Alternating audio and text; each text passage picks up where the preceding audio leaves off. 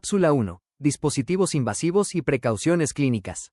En el contexto hospitalario, las y los profesionales de la salud trabajan con pacientes que frecuentemente requieren dispositivos médicos invasivos para su monitoreo, tratamiento y soporte vital.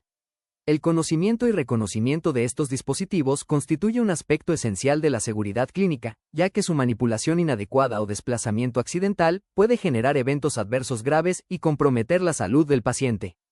En concordancia con los principios de seguridad del paciente promovidos por el Ministerio de Salud y los estándares de acreditación vigentes en Chile, es fundamental que estudiantes y profesionales conozcan las características, funciones y precauciones asociadas a estos dispositivos. Esta cápsula está dirigida a estudiantes de fonoaudiología y terapia ocupacional de la Universidad de Antofagasta, que realizarán prácticas clínicas en establecimientos hospitalarios de la región de Antofagasta, entregando orientaciones básicas para un desempeño seguro y responsable en los distintos contextos asistenciales. Aquí revisaremos los contenidos que componen esta cápsula de aprendizaje. Comenzaremos con el marco normativo que sustenta la seguridad clínica y el uso de dispositivos médicos en el contexto hospitalario chileno. Luego conoceremos las principales unidades clínicas hospitalarias y las características que distinguen a cada una de ellas. A continuación, abordaremos los dispositivos de vía aérea y soporte ventilatorio, seguidos por los accesos vasculares y los dispositivos de acceso digestivo utilizados para la nutrición enteral. Posteriormente, revisaremos los sistemas de monitoreo hemodinámico y los distintos tipos de drenajes que pueden encontrarse en la práctica clínica. También conoceremos otros dispositivos relevantes presentes en hospitales de nuestro país y finalizaremos con los principios generales de seguridad clínica, fundamentales para prevenir eventos adversos y garantizar una atención segura y de calidad. El objetivo de esta cápsula es que puedas reconocer los dispositivos más frecuentes en el entorno hospitalario, comprender su función y aplicar criterios básicos de seguridad durante tu participación en el equipo de salud. Módulo 1. Marco normativo chileno. El sistema hospitalario chileno opera bajo un conjunto de normas y estándares que regulan la seguridad de las personas atendidas y el actuar de los profesionales de salud. Es importante que los y las estudiantes en práctica los conozcan.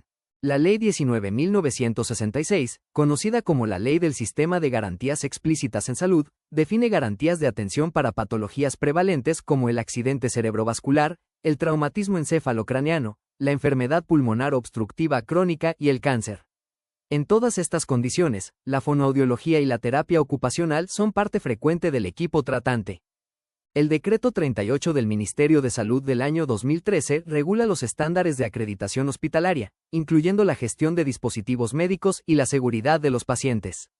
Complementariamente, la norma técnica número 199 del Ministerio de Salud del año 2022 establece el estándar de seguridad del paciente, que incluye la prevención de eventos adversos relacionados con dispositivos invasivos. El Manual de Infecciones Asociadas a la Atención de Salud del Ministerio de Salud entrega los protocolos de precauciones de aislamiento e higiene relevantes al interactuar con pacientes portadores de dispositivos invasivos. La Circular 3 del Ministerio de Salud regula la identificación del paciente y la verificación de dispositivos antes de cualquier intervención. Finalmente, la Ley 20.584 sobre derechos y deberes del paciente obliga a todo el equipo a informar sobre los procedimientos que implican riesgo. En el contexto del Hospital Regional de Antofagasta, establecimiento de alta complejidad nivel 4 del Servicio de Salud Antofagasta, los protocolos locales complementan estas normativas nacionales. Las y los estudiantes en práctica deben conocer y respetar los reglamentos internos del establecimiento y actuar siempre bajo supervisión directa de una profesional o un profesional habilitado.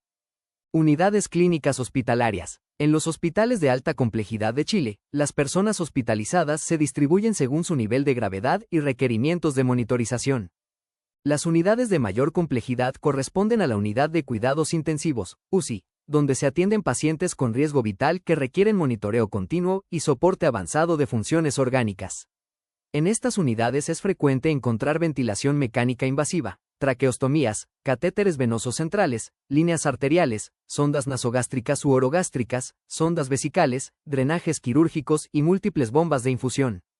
La unidad de tratamiento intermedio, UTI, y las unidades de cuidados medios atienden a personas clínicamente estables, pero que aún requieren vigilancia estrecha y cuidados especializados. En estos servicios son habituales la oxigenoterapia de alto flujo, ventilación no invasiva, traqueostomías, accesos venosos periféricos y centrales, sondas de alimentación enteral, sondas vesicales y sistemas de monitorización cardiorrespiratoria. Los servicios de medicina, cirugía y especialidades médico-quirúrgicas concentran personas en etapa aguda o postaguda de diversas patologías. En ellos pueden encontrarse vías venosas periféricas, catéteres venosos centrales o de inserción periférica central, sondas nasogástricas o de gastrostomía, sondas vesicales, drenajes quirúrgicos y dispositivos de oxigenoterapia. Estas unidades reciben frecuentemente pacientes con enfermedades crónicas descompensadas, procesos infecciosos, patologías respiratorias y recuperación postoperatoria. Las unidades de neurología y neurocirugía albergan personas con accidente cerebrovascular, traumatismo encefalocraneano, tumores del sistema nervioso central y otras patologías neurológicas complejas. Debido a la alta prevalencia de disfagia, trastornos cognitivo-comunicativos y alteraciones motoras, es frecuente la presencia de sondas de alimentación enteral, traqueostomías, ventilación mecánica, drenajes ventriculares externos y distintos sistemas de monitorización neurológica. En los servicios de traumatología y cirugía predominan los cuidados postoperatorios y la rehabilitación temprana. Son comunes los drenajes quirúrgicos, catéteres venosos, sistemas de analgesia continua, inmovilizadores, fijadores externos y otros dispositivos asociados al manejo quirúrgico. Las unidades de oncología y hematología atienden personas sometidas a tratamientos prolongados, inmunosupresión o terapias antineoplásicas. En ellas son frecuentes los catéteres venosos centrales de larga permanencia, los dispositivos implantables tipo Porta-CAT, los PICC, las bombas de infusión continua y, en algunos casos, los sistemas de alimentación enteral. La unidad de paciente crítico coronario, presente en varios hospitales de alta complejidad, recibe pacientes con patologías cardiovasculares graves. En estas unidades pueden encontrarse monitoreo electrocardiográfico continuo, marcapasos transitorios, accesos venosos centrales, líneas arteriales y dispositivos de soporte circulatorio. Las unidades de neonatología y pediatría presentan características propias asociadas al cuidado de recién nacidos, lactantes, niños y adolescentes. Los dispositivos más frecuentes incluyen ventilación mecánica neonatal y pediátrica, cánulas de presión positiva continua nasal, CPAP, sondas orogástricas, catéteres umbilicales, accesos venosos centrales y periféricos, así como sistemas de monitorización cardiorrespiratoria. Finalmente, la Unidad de Cuidados Paliativos, UCP, según la organización institucional, centra su atención en el control de síntomas y la calidad de vida de personas con enfermedades avanzadas o en situación de fin de vida. En estas unidades son habituales las bombas de infusión continua de medicamentos, catéteres subcutáneos, sondas de alimentación enteral, oxigenoterapia y otros dispositivos destinados a proporcionar confort y seguridad clínica. Dispositivos de vía aérea y soporte ventilatorio. Los dispositivos de manejo de vía aérea son los que mayor impacto tienen sobre la intervención de la rehabilitación, ya que afectan directamente la deglución, la voz y la comunicación del paciente. Tubo orotraqueal. El tubo orotraqueal es un dispositivo plástico que se inserta a través de la boca hasta la tráquea para asegurar la vía aérea en personas bajo ventilación mecánica invasiva. Lleva un balón inflado que sella la tráquea y previene la aspiración. Es el dispositivo más frecuente en la unidad de cuidados intensivos, y se utiliza también en pabellón quirúrgico y urgencias. Desde el punto de vista de la fonoaudiología, la persona con tubo orotraqueal no puede vocalizar, y no debe realizarse ninguna evaluación de deglución con este dispositivo presente. Cualquier movilización del cuello debe coordinarse previamente con el equipo para evitar la extubación accidental. Para las terapeutas y los terapeutas ocupacionales, es fundamental evitar tracciones del cuello o movimientos bruscos del torso superior, y no elevar la cabecera de la cama sin coordinar con el equipo de enfermería. Las sesiones en la unidad de cuidados intensivos con tubo orotraqueal se limitan a estímulos sensoriales y movilización pasiva supervisada. Precaución crítica. La extubación accidental es un evento adverso grave y potencialmente fatal. Ante cualquier duda sobre la estabilidad del tubo orotraqueal, se debe suspender la actividad y notificar de inmediato al equipo clínico. Traqueostomía. La traqueostomía es una apertura quirúrgica en la tráquea en la que se inserta una cánula. Puede ser temporal o definitiva. Existen cánulas con y sin balón, fenestradas y no fenestradas. En Chile es un procedimiento frecuente en personas que requieren ventilación mecánica prolongada por más de 10 a 14 días, o que presentan obstrucción crónica de la vía aérea superior. Se utiliza en la unidad de cuidados intensivos, la unidad de paciente crítico, neurología y en pabellón poslaringectomía o cirugía de cabeza y cuello. Para la fonoaudiología, la evaluación de la deglución en una persona traqueostomizada exige considerar el tipo de cánula, el nivel de soporte ventilatorio y la capacidad de ocluir la cánula. La válvula de fonación solo puede utilizarse en pacientes sin soporte ventilatorio o con ventilador compatible, y siempre con indicación médica.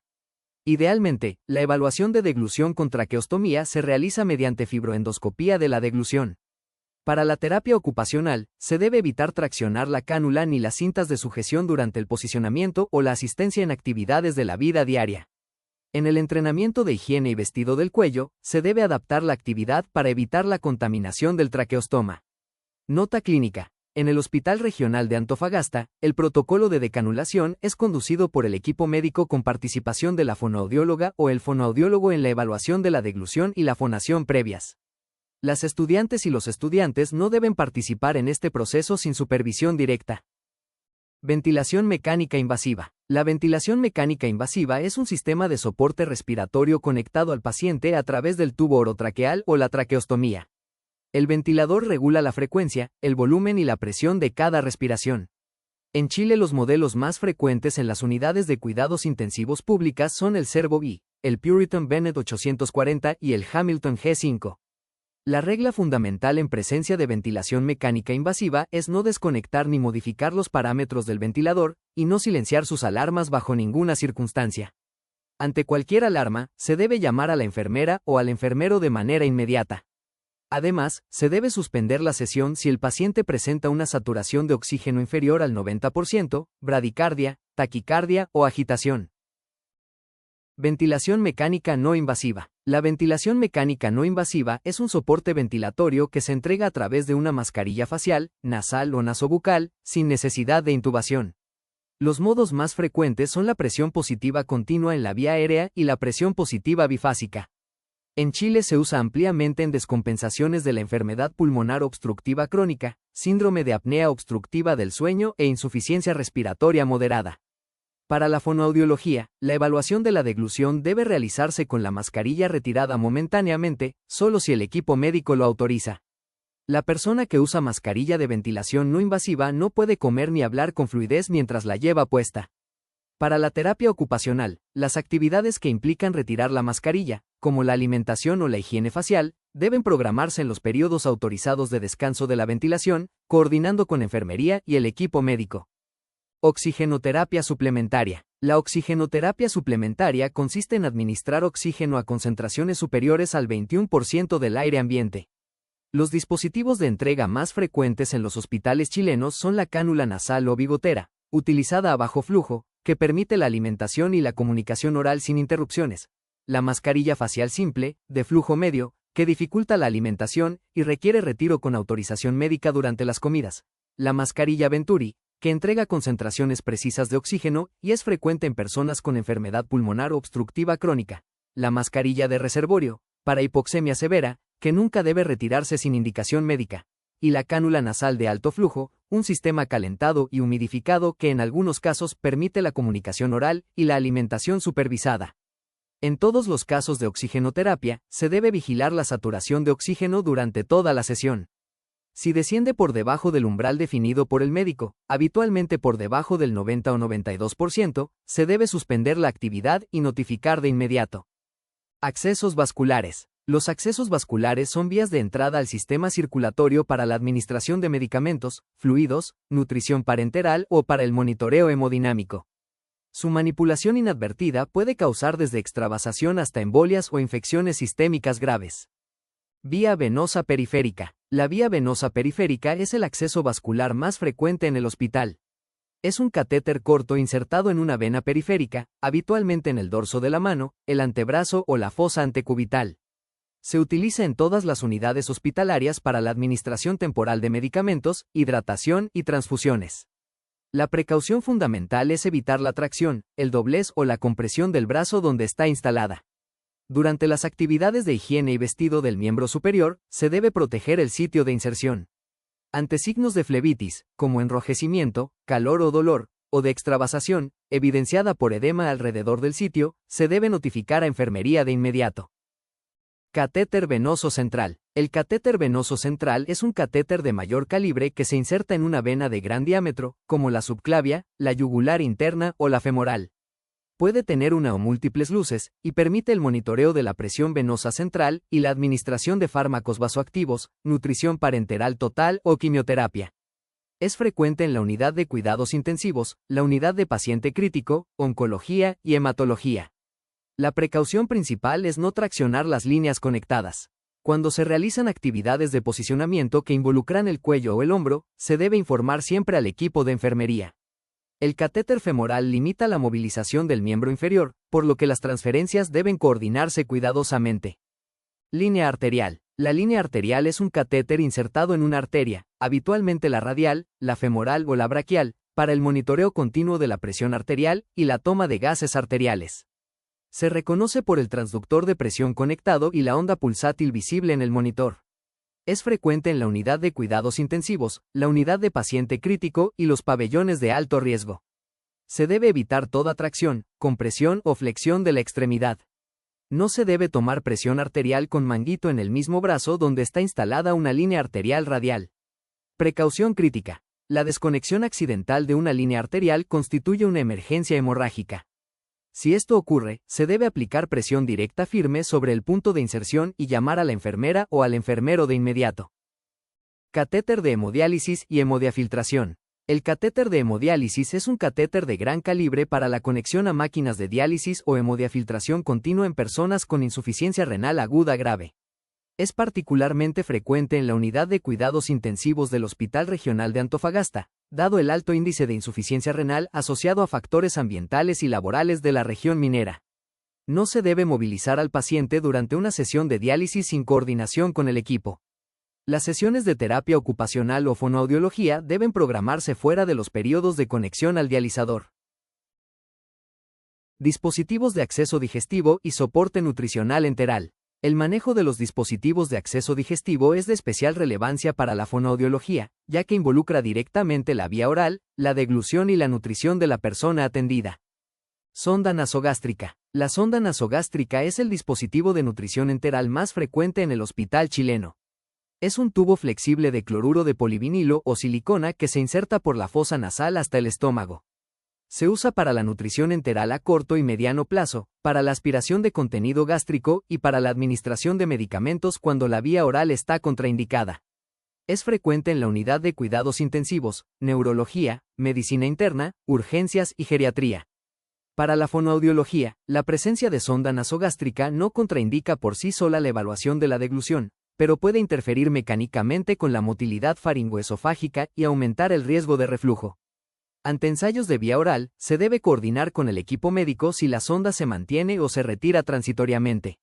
Bajo ninguna circunstancia se debe retirar ni reposicionar la sonda nasogástrica. Para la terapia ocupacional, durante las actividades de higiene facial, se debe manipular con cuidado para no traccionar la sonda. Con nutrición enteral en curso, se debe mantener la cabecera de la cama entre 30 y 45 grados para prevenir el reflujo. Sonda nasoenteral o nasoyeyunal. La sonda nasoenteral o nasoyeyunal es similar a la nasogástrica, pero de menor calibre y mayor longitud, con su extremo distal posicionado en el yeyuno. Se utiliza en personas con alto riesgo de broncoaspiración o gastroparesia severa, ya que entrega la nutrición de forma postpilórica. Su reposicionamiento requiere control radiológico, y un cambio postural brusco puede desplazar su posición. Su movilización sin coordinación con enfermería está absolutamente prohibida. Gastrostomía. La gastrostomía es un dispositivo de nutrición enteral de larga duración, colocado mediante endoscopía a través de la pared abdominal directamente en el estómago. En Chile es el método estándar cuando la necesidad de nutrición enteral supera las 4 a 6 semanas. Es frecuente en neurología, especialmente en personas con accidente cerebrovascular severo o esclerosis lateral amiotrófica, en geriatría, oncología y cuidados paliativos. Para la fonoaudiología, la gastrostomía no contraindica el intento de vía oral parcial si el médico lo autoriza. La rehabilitación deglutoria puede continuar aunque el aporte nutricional sea enteral. Para la terapia ocupacional, se debe proteger el sitio de inserción abdominal durante las actividades de la vida diaria que involucren el tronco.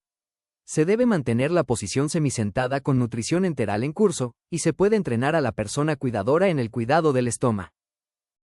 Dispositivos de monitoreo hemodinámico y drenajes. Monitor de signos vitales. El monitor de signos vitales es un equipo electrónico que registra en tiempo real la frecuencia cardíaca, la presión arterial, la saturación de oxígeno, la frecuencia respiratoria y la temperatura. En la unidad de cuidados intensivos puede incluir además presión venosa central, presión de arteria pulmonar y capnografía. La precaución fundamental es no desconectar los electrodos de electrocardiograma ni el oxímetro durante la sesión. Ante cualquier alarma, se debe llamar a la enfermera o al enfermero, y nunca silenciar el monitor. Catéter de presión intracraneal. El catéter de presión intracraneal es un dispositivo de monitoreo invasivo insertado en el parénquima cerebral o los ventrículos para medir la presión intracraneal en personas neurocríticas, como aquellas con traumatismo encefalocraneano grave, hemorragia intracraneal o hidrocefalia. Es particularmente frecuente en la unidad de cuidados intensivos, dado el alto volumen de trauma por accidentes de tránsito y laborales en la región. Cualquier actividad que eleve la presión intracraneal está contraindicada sin autorización médica. Esto incluye maniobras de valsalva, vocalización forzada, posiciones que comprometan el retorno venoso yugular y estímulos muy intensos. La fonoaudióloga o el fonoaudiólogo debe conocer el rango de presión intracraneal tolerable antes de iniciar cualquier sesión. Precaución. Se debe verificar siempre el valor actual de la presión intracraneal antes de iniciar cualquier intervención. Una presión sostenida superior a 20 milímetros de mercurio es contraindicación absoluta de cualquier intervención estimuladora. Drenaje pleural. El drenaje pleural es un tubo insertado en la cavidad pleural para evacuar aire, líquido o pus. Se conecta a un sistema de sello de agua o aspiración continua. Es frecuente en cirugía torácica, medicina interna y urgencias. No se debe doblar, pinzar ni traccionar el tubo. El sistema debe mantenerse siempre por debajo del nivel del tórax. Durante las transferencias, se debe coordinar con el equipo de enfermería para mantener la continuidad del sistema. Sonda vesical. La sonda vesical, conocida también como catéter de Foley, se inserta a través de la uretra hasta la vejiga para el drenaje continuo de orina. Es muy frecuente en personas inmovilizadas, en posoperatorio inmediato o con retención urinaria. La precaución fundamental es asegurar que la bolsa recolectora quede siempre por debajo del nivel de la vejiga durante las transferencias y los cambios posturales, para evitar el reflujo. No se debe pasar la bolsa por encima del paciente, y se debe verificar que el tubo no quede atrapado bajo la persona al reposicionarla. Otros dispositivos relevantes en el contexto chileno. Bomba de infusión continua. Las bombas de infusión continua son dispositivos electrónicos que administran medicamentos o nutrición a velocidades precisas y constantes. Son ubicuas en la unidad de cuidados intensivos y en las unidades de oncología y cuidados paliativos. Los fármacos administrados incluyen sedantes, analgésicos, vasoactivos como noradrenalina y dopamina, insulina, heparina y quimioterápicos. Ante su presencia, no se deben modificar las velocidades de infusión ni desconectar las líneas. Si suena una alarma, se debe notificar a enfermería de inmediato, sin apagarla. Fijadores externos ortopédicos. Los fijadores externos ortopédicos son estructuras metálicas que atraviesan la piel con clavos o pins para fijar fracturas óseas desde el exterior. Son frecuentes en fracturas expuestas y complejas de extremidades y pelvis, y son habituales en el Hospital Regional de Antofagasta por el perfil de trauma de la región. Para la terapia ocupacional, no se debe apoyarse en la estructura metálica ni traccionar el miembro. Los ejercicios activos de articulaciones adyacentes requieren autorización del traumatólogo o traumatóloga.